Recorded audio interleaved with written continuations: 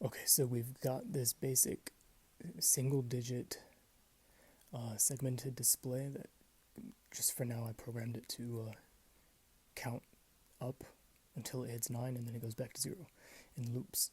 But what if we wanted to program something with 4 digits like this? Well, the way you would do that is basically each digit shares its own ground. All the segments for that digit are part of the same ground, and you would cycle through each digit very rapidly. So it appears that they're all on at once. That's how fast it would be. But how do you actually switch between which ground is active at any given time? For that, you would have to use something like a transistor. But unfortunately, I only have one, so I can't actually use this right now. But I'll order some transistors and I'll get this to work. Okay, check this out. So, excuse the messy wiring.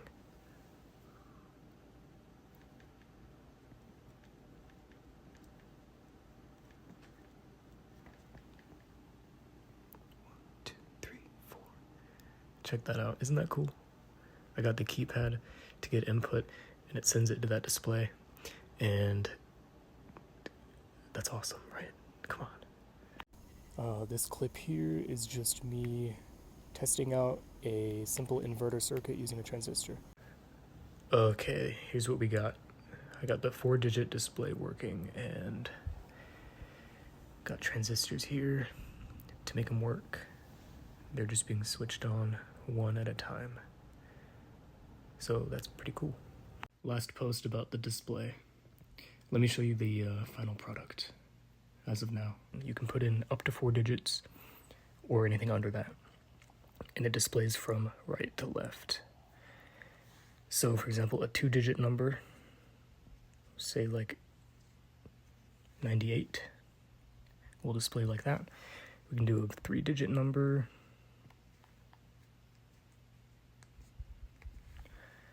Voila. We can do all 4 digits, like